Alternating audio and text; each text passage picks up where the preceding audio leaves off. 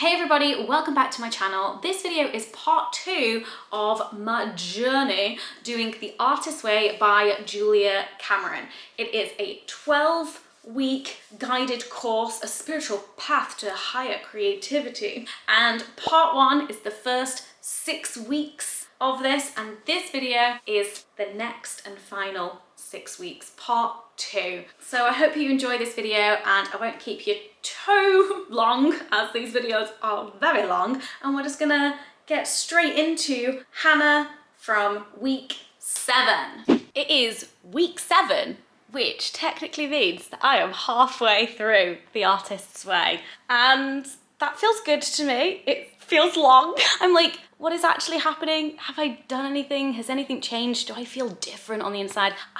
I don't know. Not sure. TBC. But I don't really have anything much to report from week 5. Week 5 was very boring. But week 6 was an interesting one because I really liked the idea of a lot of the tasks. I remember feeling like, oh, this will be fun. And then when it got towards the end of the week, and I was like, what were those tasks again? My brain had just like completely forgotten what they were. And some of them were about like gathering rocks and flowers and leaves, which I then tried to remember to do, but then just like couldn't be bothered. At one point I picked up a single rock, but it was all muddy and I didn't have anywhere to put it. And then I ended up just like putting it back down again. And at another point I picked up a leaf and put it in my pocket, but then forgot to pick up any others. And then the leaf dropped out of my pocket when I got my glove out of it. So like, I don't know, I feel like for ones like that, I need to almost be thinking about it all of the time so that as I'm going about my life, I like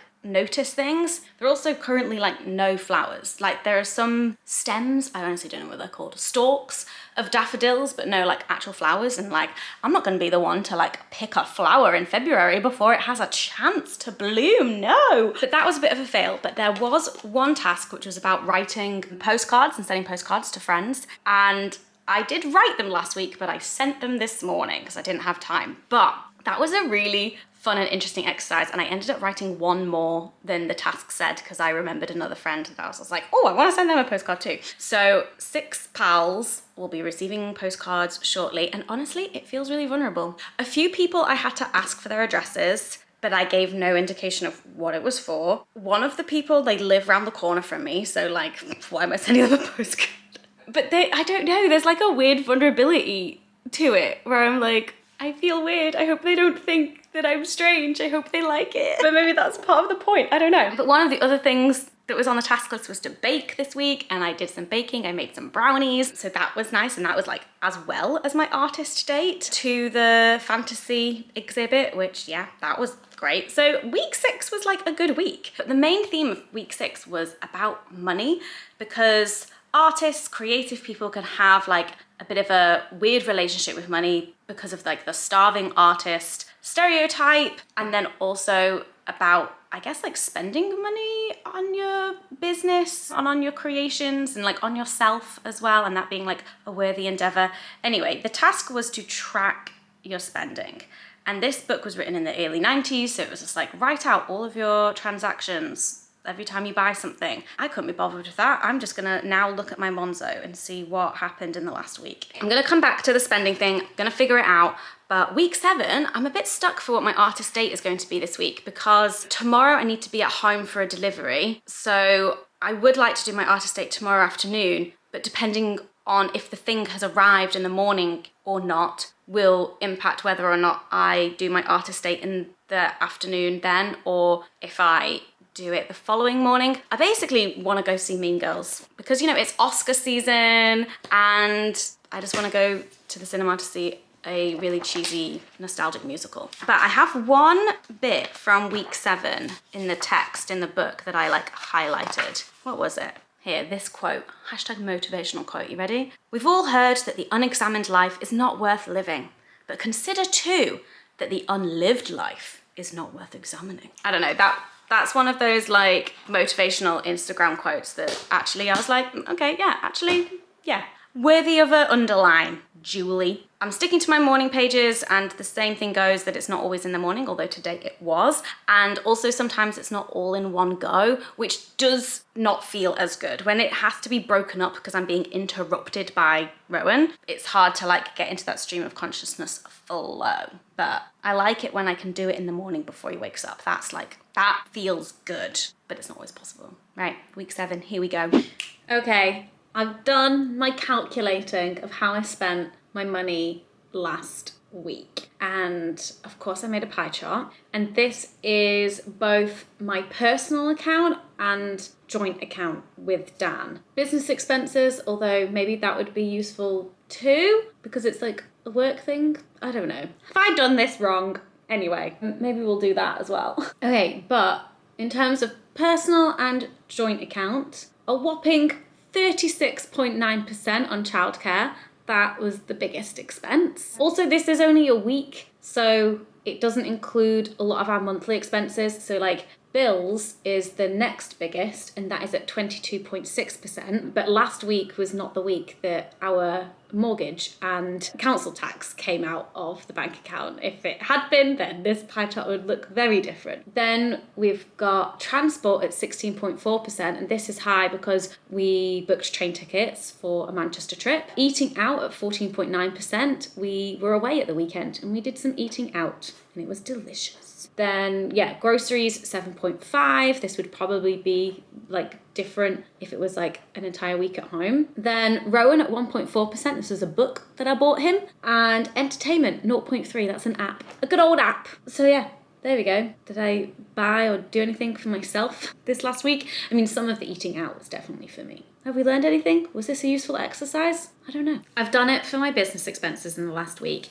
but what I've actually learned from this exercise is that tracking your spending for a week means fuck all. It doesn't give a proper picture of patterns in spending. There are too many anomalies. There are too many things that actually happen more on a monthly basis. So whether or not it falls in and out of that week that you're tracking, it just doesn't give you a proper picture of spending habits. But is that the purpose of this exercise? Honestly, I can't remember what she says in the book. But the last week for me in terms of business spending, 70.5% of what I spent on my business last week was for my accountants. But that was the monthly bill. But then, then I didn't really spend that much on anything else last week. But again, like I pay my assistant and my editor. Those are my other like big expenses, but they've already happened this month. So anyway, the next biggest one was research, which was 14.1%. And that's because of my yearly Readwise bill that came out. So again, not even monthly, but yearly. So there we go. Next, 5% on subscriptions. This is Google Cloudy subscriptions. Then 4.6% on food, because your girl likes to eat while she's working and out and about. 2.9% postage and packaging. That was mostly trips to the post office and stamps. 1.8% on books, which was just one book. And then 1.1% on travel,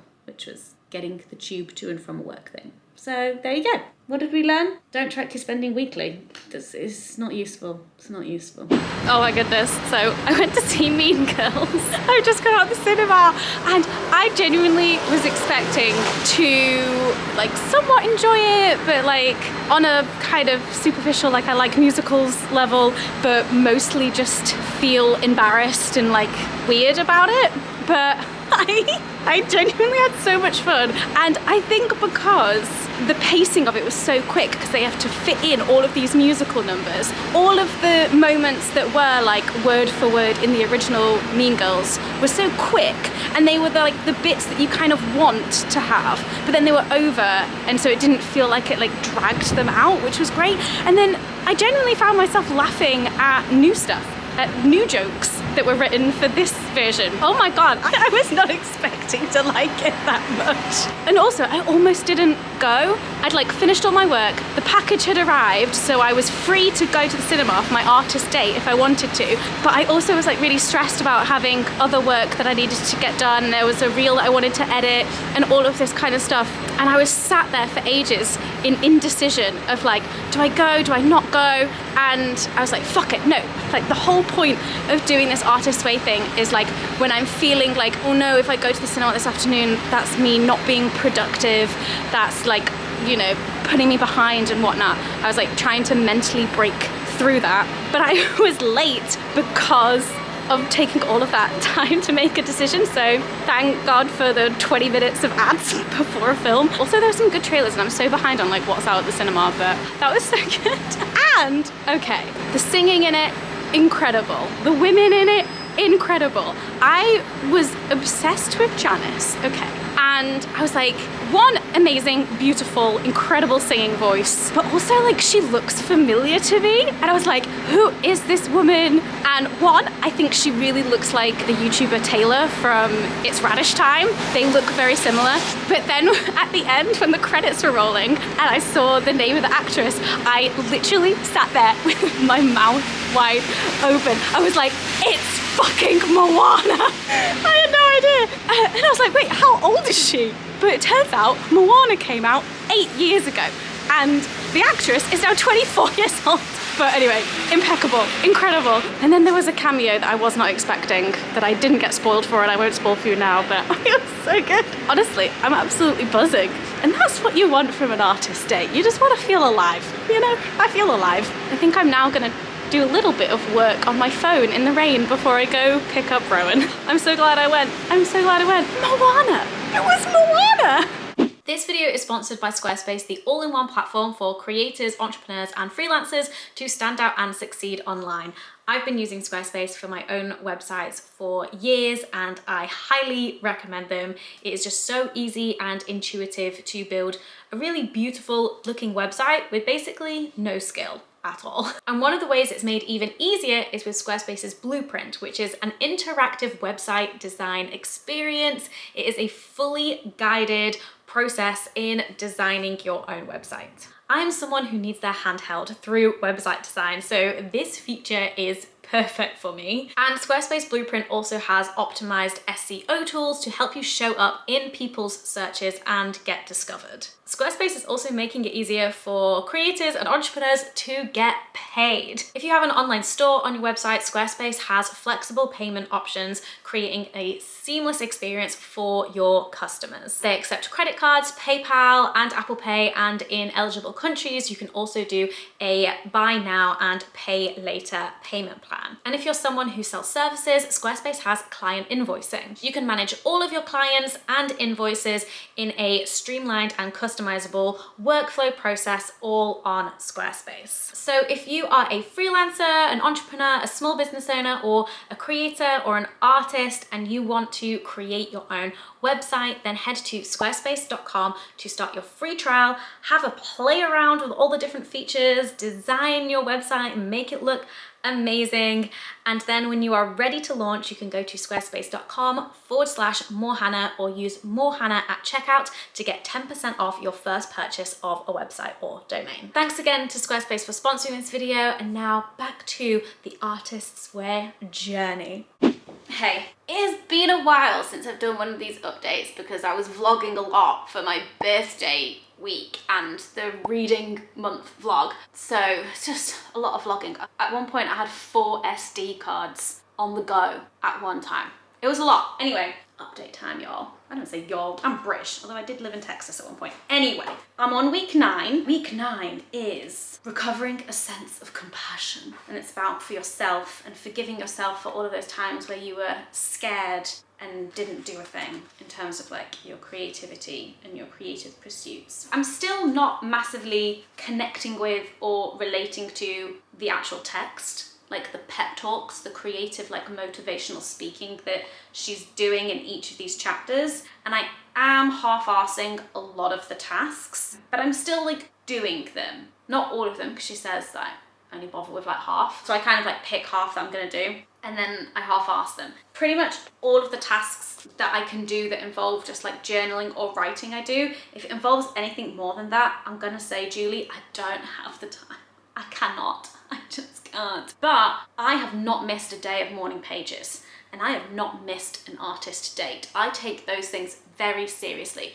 Artist dates, adore, love, amazing. Last week was Matilda, that I went to go and see by myself, which was amazing. And this week, so tomorrow, I'm doing a guest lecture at LSC, so I'm going to be in town, and I was looking up galleries or museums that were nearby, and there's one like literally across the road called the Hunterian or something museum, and it's like a free museum, and it's all about the history of like surgery and medical procedures. So I'm going to that. But one of the tasks in week 9 is to read my morning pages. I finished this notepad. This is all my morning pages, and then I'm like a little bit into this one as well. I forgot that this was a thing.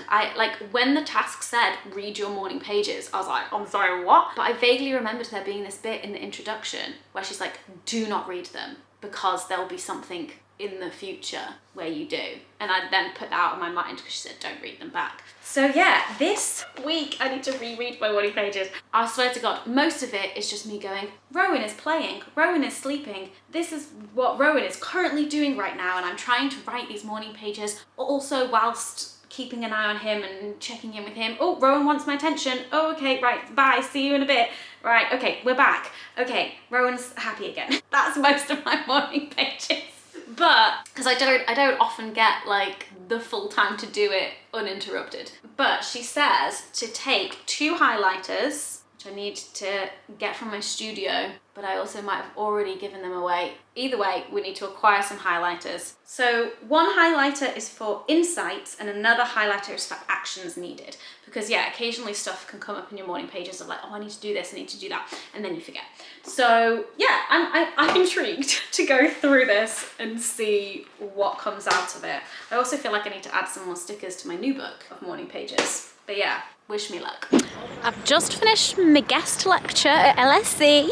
It was all about personal branding because the MA module is about like strategic communications, lots of different things about branding, and I was the guest speaker about personal branding. What is my personal brand these days if I'm not a sex educator? Anyway, I'm going to a museum. It's literally right here and it's in a very fancy building. We're gonna, I don't know, learn about the history of like surgery and medicine and like weird shit. Let's do it. Does this count as an artist day? It does, it's a museum. Let's go.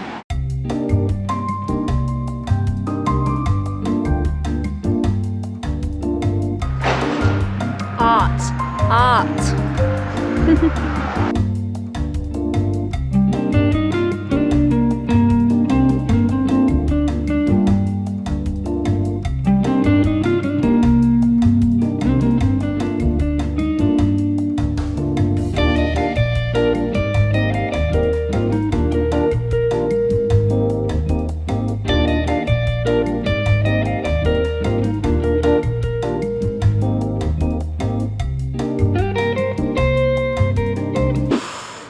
Oh my goodness, honestly, that was a really intense experience. If you are squeamish, not the museum for you. Oh my God, like as someone who has had surgeries and loves hearing like medical stories, I realized that I love hearing them and telling them. I do not like seeing them.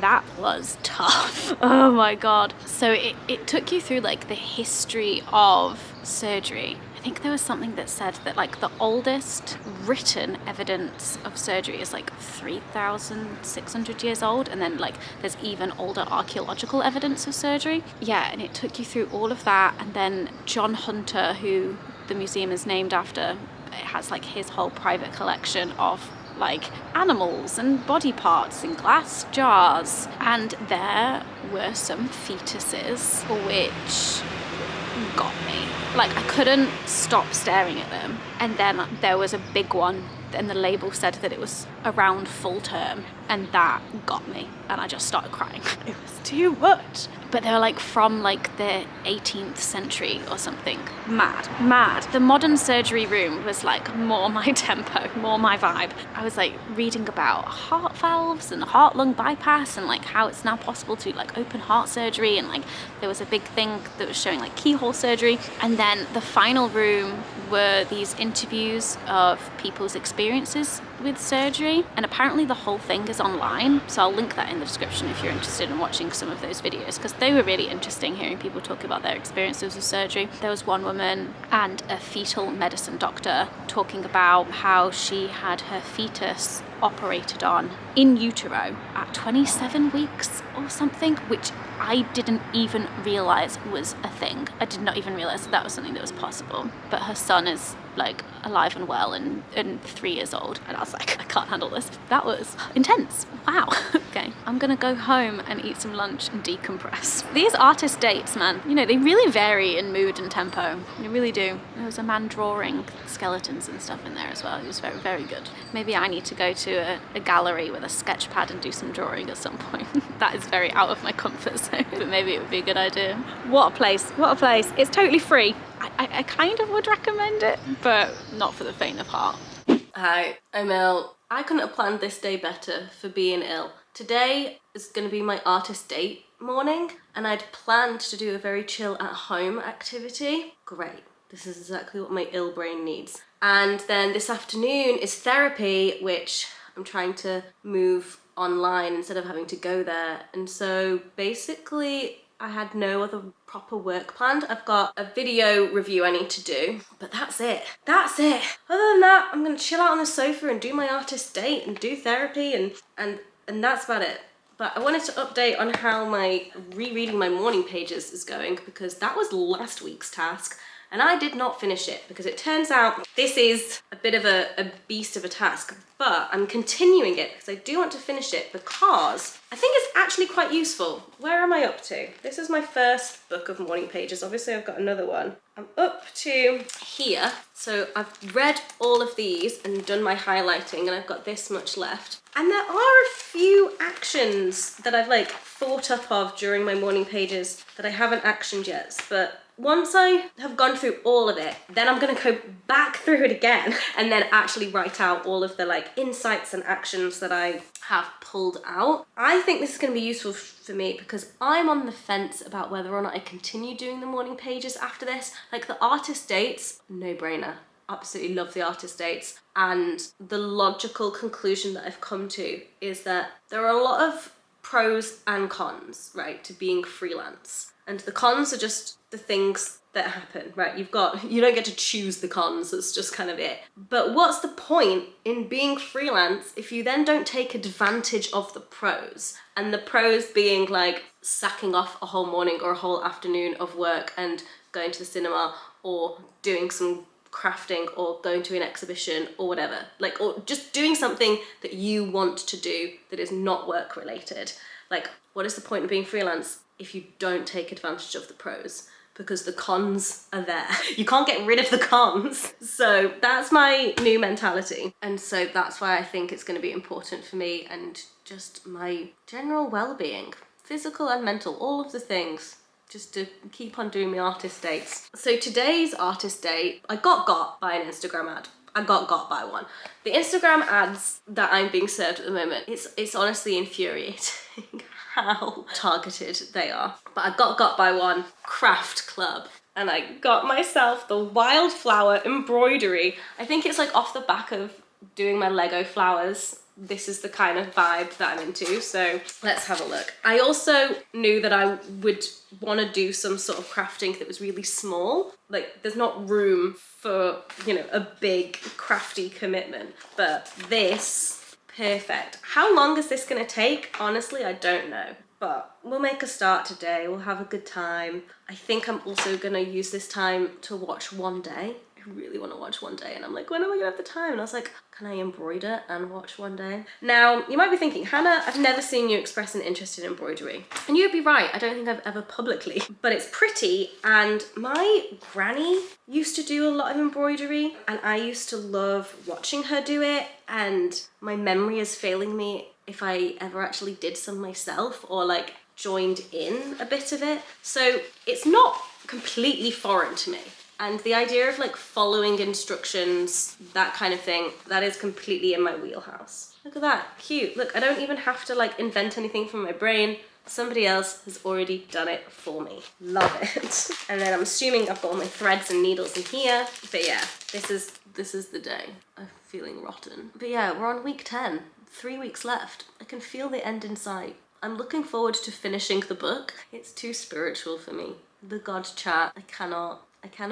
I'm ready to get my Sunday evenings back where I'm not like doing tasks and like reading that book. But thanks for the artist dates and the morning pages, Julia. All right, let's crack on. Maybe I'll just go back to sleep. Maybe that'll be my artist date. I am starting to realise that this is going to be harder than I expected. But not hard. There's just a learning curve. And I'm ill, which means that my brain is like, oh, wait, we have to try. Because like immediately it's like, thread a backstitch. And I'm like, what the hell is a backstitch? But I've got a guide. It tells me, but I need more than this. I can't quite understand what it is. But I think they have videos, so I might need to watch some videos. But then again, this is just more work than I wanted.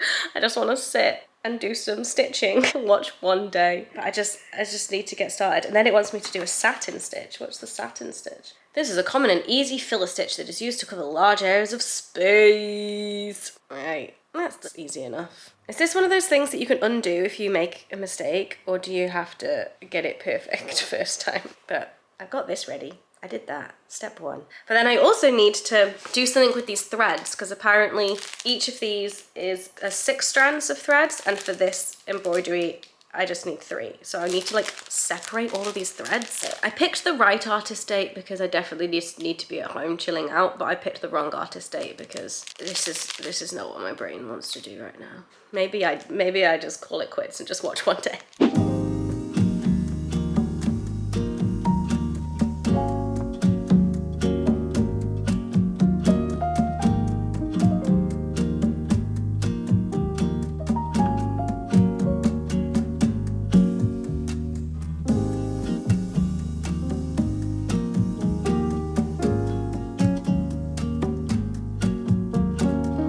I have completed the leaf thing.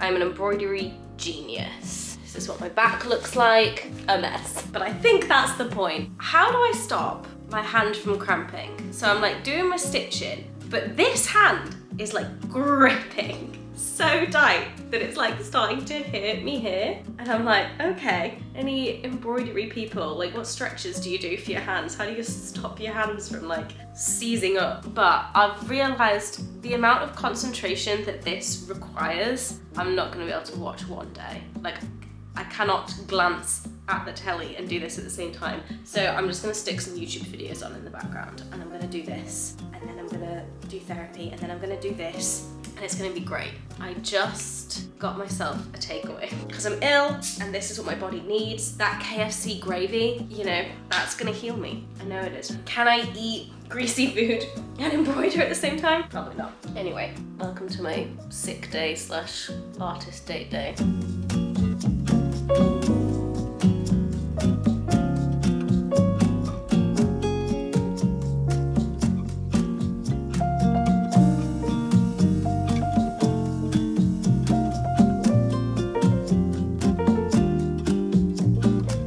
Oh hi, welcome to another Artist's Way update, and in fact maybe the last, because it is currently week 12. I didn't do any filming for week 11. Last week was just a bit hectic, but my artist date last week was going shopping. Yes, I'm counting it because I was going secondhand shopping with a specific theme in mind that you will see in a video coming up soon, and I was getting all creative with fashion and style. That's an artist date, right? Right? Anyway, I absolutely adored the embroidery from the previous week as well, that I just carried on doing that, and so I didn't really make any more progress with rereading my morning pages because I was just doing embroidery and it was a lot of fun. And now actually Dan has just got a new board game that we've been playing a lot, so I really do want to finish rereading them before the end of this week, before like the end of the whole thing, because I want to then go back through and write out all of my actions and stuff. But the main thing with the morning pages that I'm realizing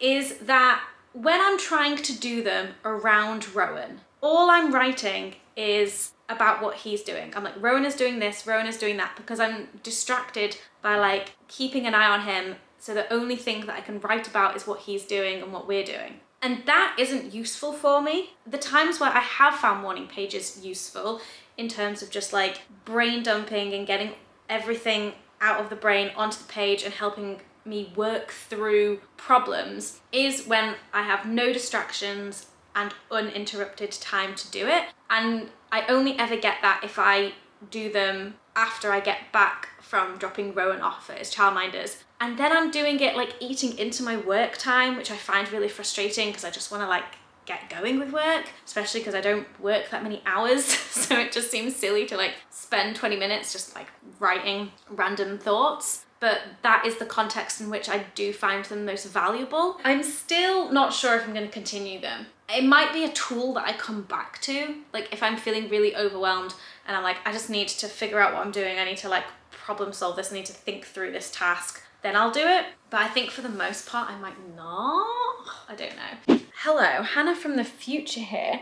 I just wanted to pop in and say, so I didn't finish reading through and highlighting my morning pages during the 12 weeks, but I have since finished it, and I wanted to share some of the kind of like insights and things that I learned from rereading my morning pages, because spoiler alert, I haven't continued doing them, but there's definitely value there. Life's just been mad. We're currently weaning Rowan, blah. But I basically have 1.5 of these notebooks filled with morning pages, and the list of insights and the list of actions that I got out of it was huge. I thought I was just rambling about Rowan most of the time, but there was still so much in there amongst all of the gibberish, and I guess that's the point of like the stream of consciousness, is that you just kind of have to like keep going, and the good stuff or the important stuff will like rise to the surface. It will like figure its way out of you. So the main insights that I was having, the main things that were coming up for me in my morning pages were, one, about creativity and like how I define creativity and like my relationship with it and all of that. The other was just obsessing over trying to get pregnant. There was a lot of that, still a lot of that. That is very just like on my mind, obviously, at the moment. Have I talked about the fact that we're trying to get pregnant again publicly on the internet? I don't know. We're trying. There was a lot about my purpose and just like, what am I doing with my life? What can I offer people? What value am I bringing? Like, what is the meaning? What is my purpose in life and in work and that kind of stuff? You know, just some light existential stuff. And then a lot of kind of like pondering about the value of free time, leisure time, what my ideal like weekly schedule looks like balancing work and parenting, but also just like having me time and things like that. So that's really interesting because all of those themes definitely feel like the kind of like key themes in my life at the moment. And then in terms of the actions, the big main actions, oh my God, this list, the list that I put together from the highlights is actually really overwhelming. I've split it up into themes, but I definitely need to kind of reorganize it in terms of priorities, because I made that list based off of my morning pages and then I just like haven't looked at it because it's just like, it's too overwhelming. There are so many things, how? And some of them are really big tasks and other things are like really small things that could get checked off quite quickly, but again, I'm just avoiding. But the main themes that came up were like new business stuff, like my consulting and project management, new business things. I need to update my website and my Patreon, and I've been needing to do that since the beginning of this year, and it's just been pushed back down the priority list every single week, every single month. And we're like in May now. There was also a lot of me writing about different TV shows that I want to watch, theatre I want to go and see, so it's really cool to see I've got this big list of like leisure, like cultural activities and stuff that I want to do and consume. We'll see how long it takes to get through that list. But funnily enough, those are like the two main themes. It was just like business stuff and then like leisure stuff. I honestly wasn't expecting to get as much out of my morning pages as I did, and it's definitely a case for when I'm feeling really overwhelmed, just to kind of like splurge like stream of consciousness write to try and like help me sort through ideas and things. But the value of rereading it and creating these like action lists only really exists if I do the actions. So for now, I'm just like marinating on the insights and like pondering and thinking and all of that stuff. And you know, we'll see. We'll see when we get to this epic list of like things that my brain came up with, like, oh, we should do this, you should watch this, or like, oh, we need to do this. It's funny rereading the list because not all of the actions are ones now that I'd be like, oh yeah, we should do that. Some of them I'm like, nah. But it's still a useful exercise, I think. So if you are someone who is doing morning pages, whatever shape or size of the notebook that you're using, maybe have a practice of like every time you get to the end of a notebook, that's when you like reread and see what's up, if you dare. But yeah, okay, back to past Hannah. I wanted to share with you some standout quotes from the last 2 weeks, from week 11 and week 12 in the book, because as we are aware, the book itself has been hit and miss, mostly miss for me personally, just in terms of all of the essays and like the creative pep talks and like the kind of mindset and the mentality stuff around being creative. And a lot of that is that I just don't feel like applies to me. Is that my own internal resistance? Is that my creative block? Like, have I actually failed? Have I not worked through it?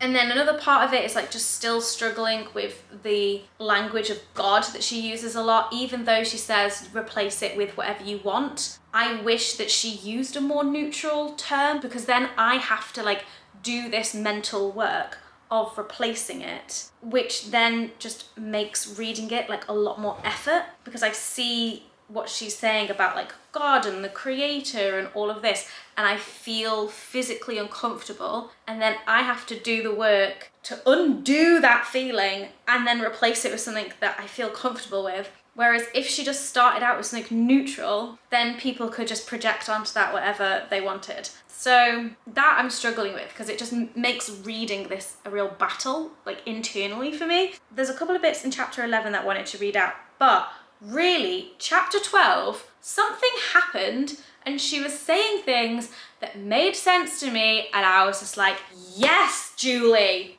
yes, Julia, Julia. We'll come to it. Chapter 11. Week 11, she said, an artist cannot replicate a prior success indefinitely.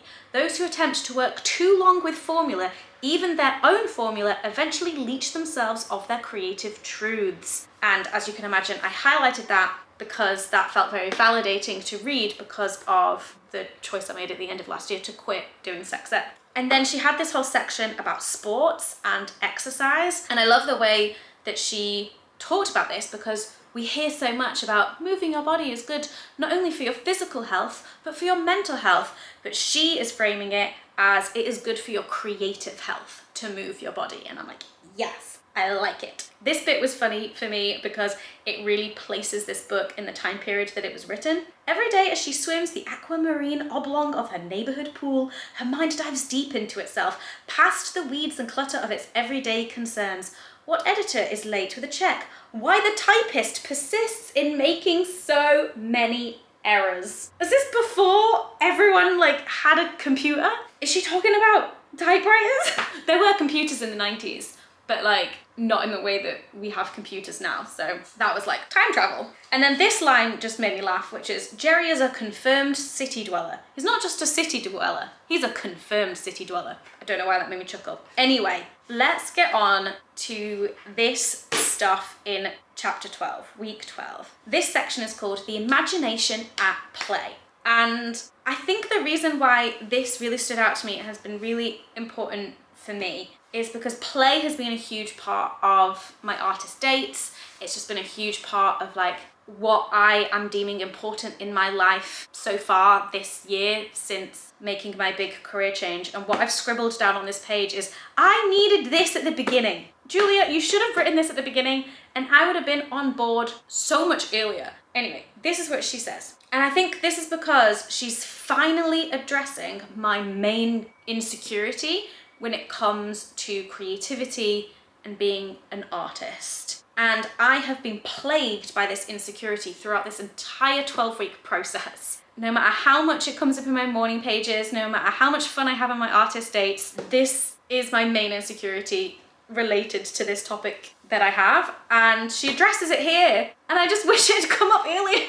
She says, when we think about creativity, it is all too easy to think art with a capital A. For our purposes, capital A art is a scarlet letter, branding us as doomed. Recovery urges our re-examining definitions of creativity and expanding them to include what in the past we called hobbies. The experience of creative living argues that hobbies are in fact essential to the joyful life. And that just clicked for me. This whole time I've been like, this doesn't apply to me because I'm not an artist in the traditional sense of like, I'm not a filmmaker, I'm not a visual artist, I'm not a musician, I'm none of those things. But actually what I'm trying to do is live a creative life and live a joyful life. And then she listed these examples of things that as we're doing our morning pages and as we're doing our artist dates might come up from our past, like things that we've forgotten that we did when we were younger that we suddenly remember. And it's so funny because each example that she gives, I have a parallel personal example in my own life. And I'm like, what? She says, I'd forgotten about all those paintings I did in high school. I loved painting those flats in Drama Tech. I did some painting and I literally have a painting that I did when I was 15 on my wall. Look, can you see it? Those sunflowers. Those sunflowers, I painted those with a friend, but we painted them together. Collaborative art. And then I suddenly remembered I played Antigone. Who could forget her? I don't know if I was any good, but I remember I loved it. Tatiana. I learned an entire Tatiana monologue, the Forgeries of Jealousy one, for my drama A-level or something. Was I any good at it? I don't know. But I enjoyed it. I had forgotten about the skits I wrote when I was 10. Songs. Me and a friend, when we were probably about 8 years old, wrote so many songs and performed them for our parents. Bearing in mind our biggest influences at the time were probably S Club 7, Spice Girls and Steps. And then I used to tap dance. I know you can't believe it now, but I was something. I used to do samba. In school, and we would do so many performances. I also was in choir. I went to a performing arts school. I forget. There was a lot of drama, dance, music. My brain. Why is my brain tricky like this? And then she also then goes on to talk about small things that happen in life. She says, working with our morning pages, a new and gaudy life takes form. Who bought that azalea? Why the sudden taste for pink? Which I underlined because I do feel like I've got a sudden taste for pink. How did she know? And then this quote I underlined as well, which is, life is meant to be an artist date. And honestly, okay, granted, maybe I would have found all that useful at the beginning, but I think that's also quite poignant to be feeling all of this and this kind of being at the forefront of my mind when coming to the end of this journey as well. My artist date that I have planned for this week is going to the Welcome collection. They've got an exhibit on called The Cult of Beauty that I've heard very good things about. And I'm meeting my friends for brunch in town, and so that's nearby. And so I figured museum, then brunch. And honestly, yeah, loving life. I do feel like I have done this at the right time, in terms of this career life transition. And I think a lot of the kind of fun and leisure and hobbies and joy and stuff that I've found in the last few months has been in part due to quitting my old job and having a lot more time on my hands. But then it's been very helpful having this as the anchoring structure to that, and also kind of holding me accountable to doing the fun and the rest and the leisure and all of that stuff rather than filling it with work. So yeah, that's how I'm feeling. But I've got one more artist date to go as part of this 12 weeks. So I'll see you there, but I'm pretty sure I'll be continuing the artist dates in some way, shape or form.